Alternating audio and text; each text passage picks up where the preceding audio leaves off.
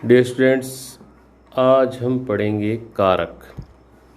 कुछ बच्चों की डिमांड थी कि सर कारक एक बार बताइए प्लीज़, तो मैं आज उसी की स्लाइड्स बना के लेके आया हूँ। हम देखते हैं कारक की परिभाषा। संज्ञा या सर्वनाम के जिस रूप से वाक्य के अन्य शब्दों के साथ उनका यानी संज्ञा या सर्वनाम का संबंध सूचित हो उसे कारक कहते हैं।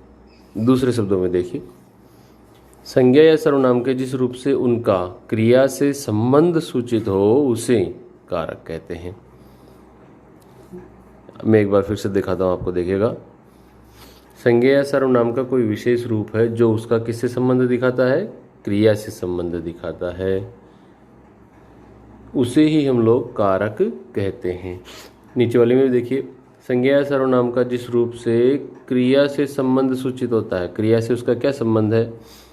वो उन खास चिन्हों से, उन खास शब्दों से पता चलता है और उन्हीं विशेष रूपों या शब्दों को कारक कहते हैं। और ये जो विशेष रूप होते हैं भाई, ये होते हैं संज्ञा या सर्वनाम के विशेष रूप। ये ध्यान रखना है, संज्ञा या सर्वनाम के कुछ विशेष रूप जिनका क्रिया से संबंध पता चलता है, उन विशेष रूप वाले संज्ञा या सर्वनाम को ही कारक कहते हैं। इसको थोड़ा और सरल शब्दों में मैं आपको समझाने की कोशिश करूँगा। अगर देखिएगा, ये देखिए, ये मैं थोड़ा और इसको सरल करके ले आया।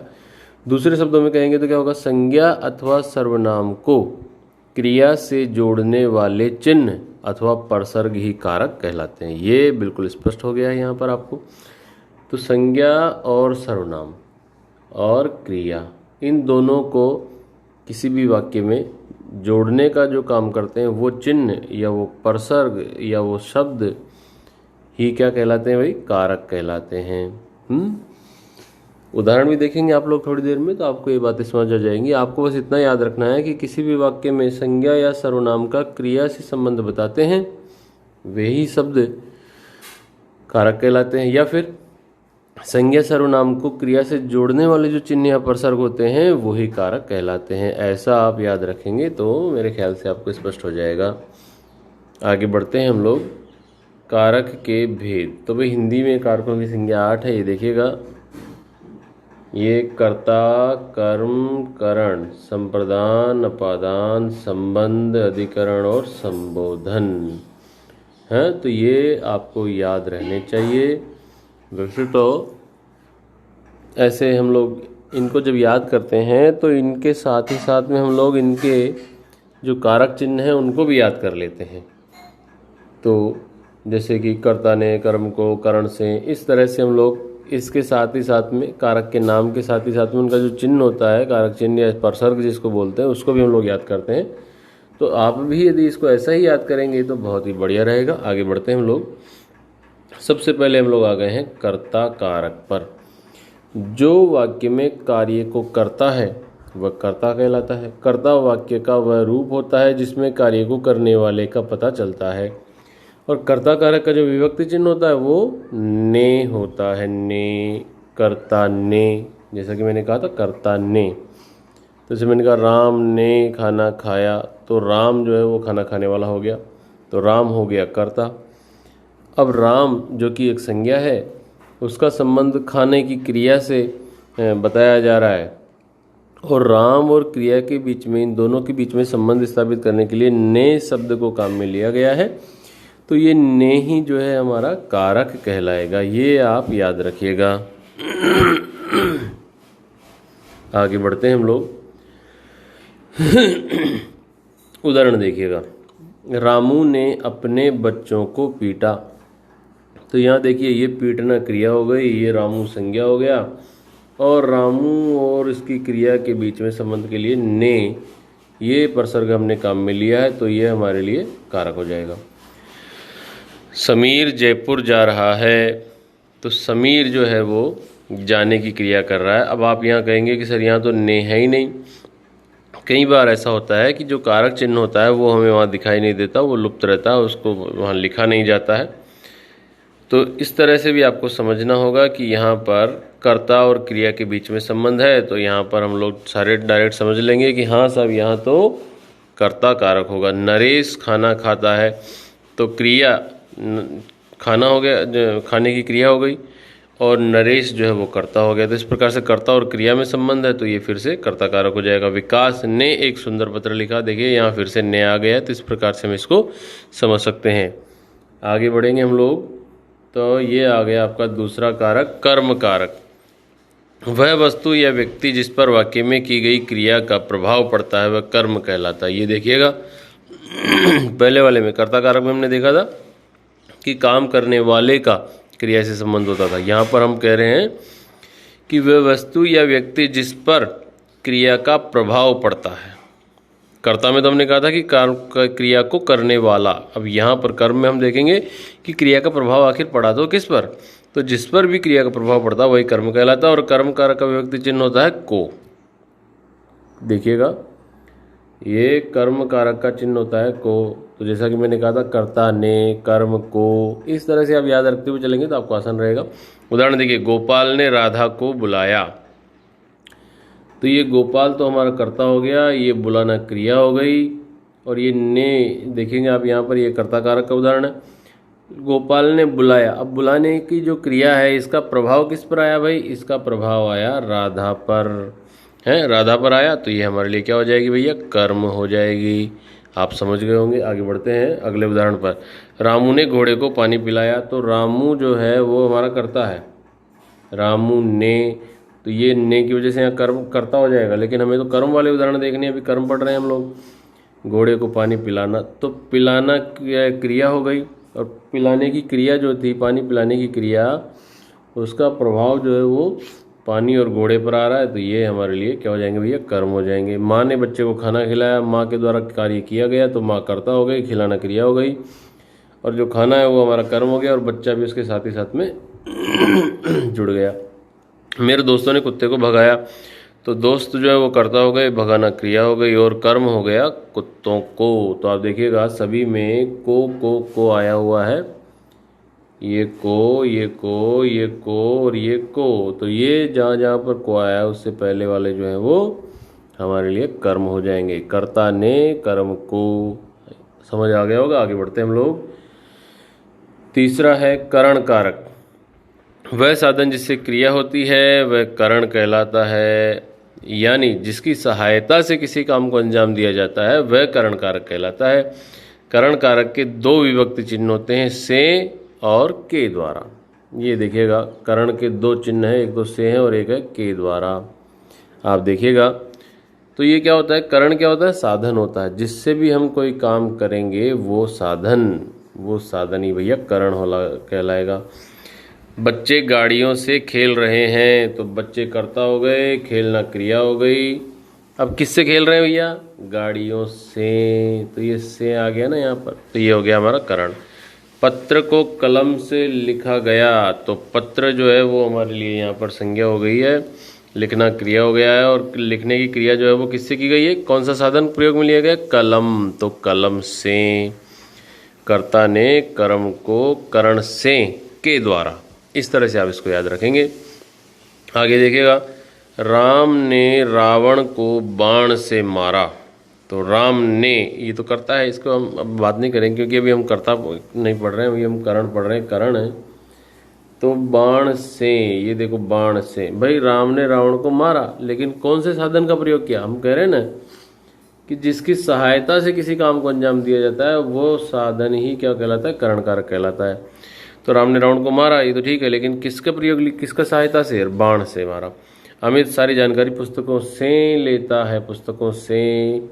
तो इस प्रकार से ये वो साधन जिसकी सहायता से क्रिया पूरी होती है उस साधन में करण कारक होता है। चारों उदाहरण आपने देख लिए होंगे, आपको समझ आ गया होगा। आगे बढ़ते हैं हम लोग। अगला कारक है भैया संप्रदान कारक। देखिएगा ध्यान से, संप्रदान का अर्थ होता है देना, प्रदान करना।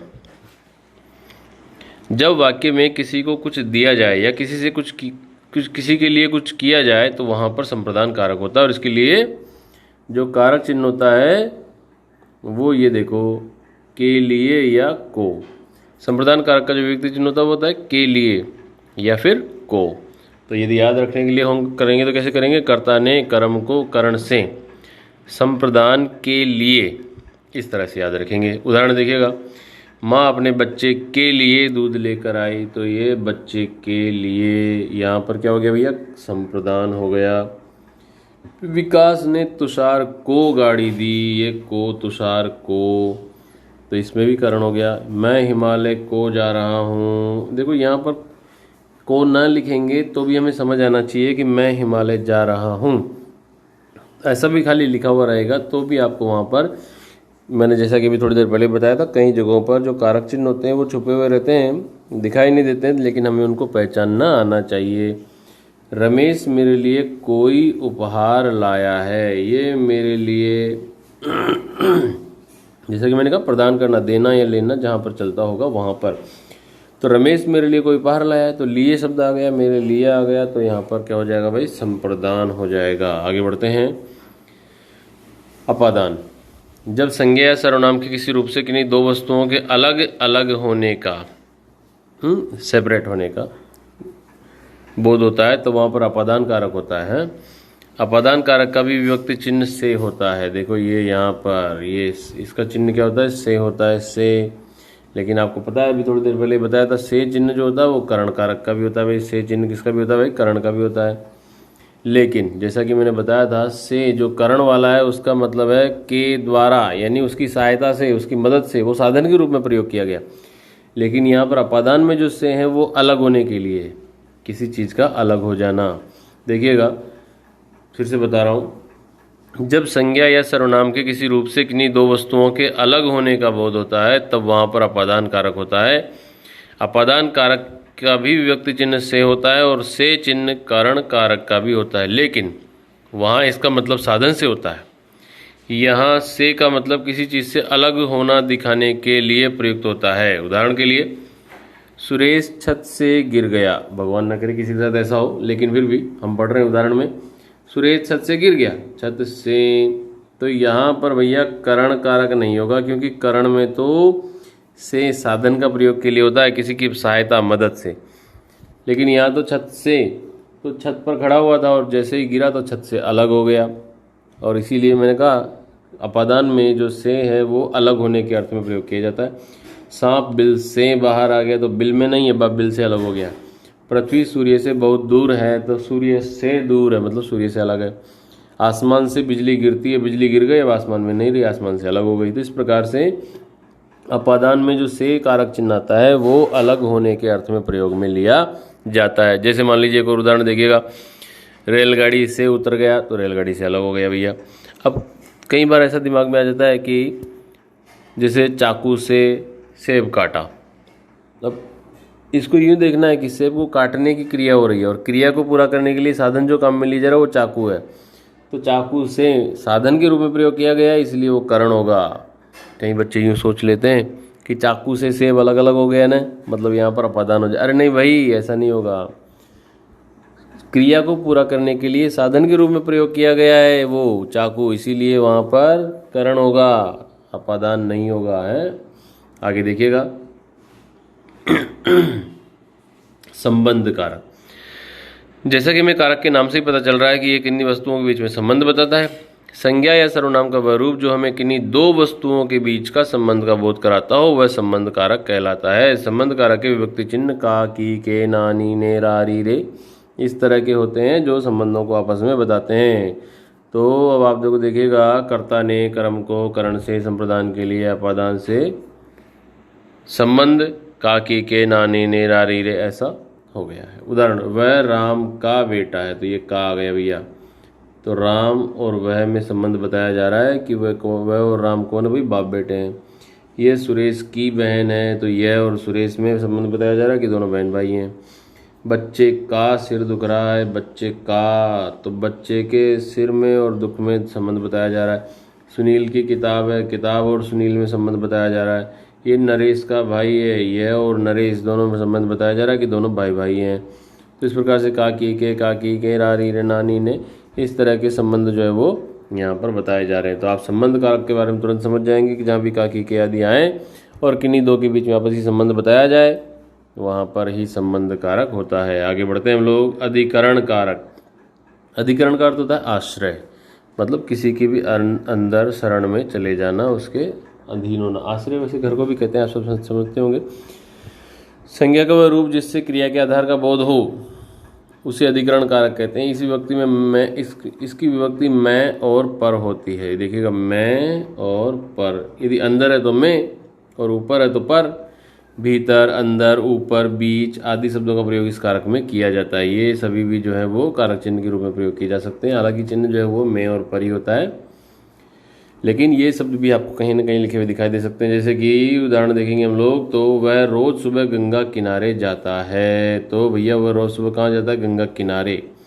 तो ये जो गंगा का किनारा है ये उसके लिए आश्रय का काम करेगा और इसीलिए यहाँ पर अधिकरण हो जाएगा। वह पहाड़ों के बीच में है, तो ये बीच आ गया। जैसा कि मैंने कहा था कि इसके कारक चिन्ह तो मैं और पर होते हैं, लेकिन यहाँ पर ये शब्द काम में लिए जा सकते हैं। मनु कमरे के अंदर है, तो ये अंदर आ गया। देखो, महाभारत का युद्ध कुरुक्षेत्र में हुआ था, तो ये मैं आ गया।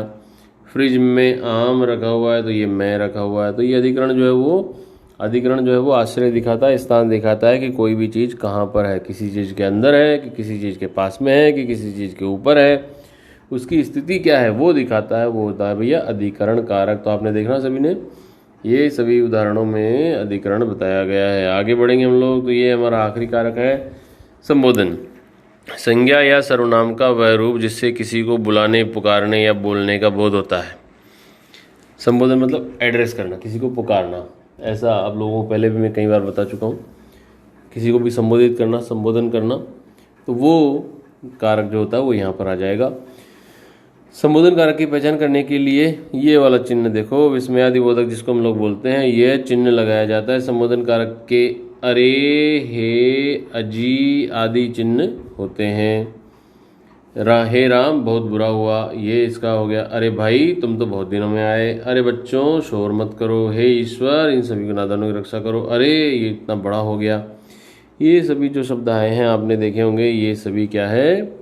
संबोधन कारक हैं। किसी को भी संबोधित करते हैं, किसी को भी एड्रेस करते हैं, तब ये प्रयोग में लिए जाते हैं। इनको तो आप तुरंत देखते ही पहचान जाएंगे, क्योंकि इनके आगे विस्मयादि बोधक का चिन्ह भी आमतौर पर लगा हुआ ही रहता है। तो ये आपका संबोधन कारक हो गया भाई। और आगे बढ़ेंगे हम, तो कारक के चिन्ह देखिएगा। मैं बोल बोल के बता रहा था ना आपको, ये वो सारे यहाँ पर आ गए हैं।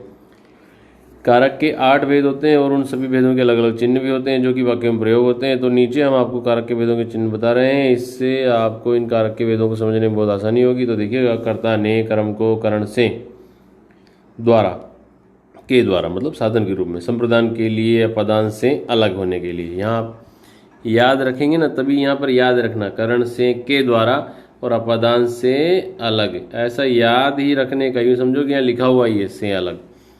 संबंध का के अधिकरण में पर और संबोधन है अरे। तो इस प्रकार से आप लोग इनको समझ पाएंगे। मैं एक बार फिर से दोहरा देता हूँ आपके लिए, देखिएगा। कर्ता ने, तो इसमें कर्ता और क्रिया का संबंध दिखाया जाता है।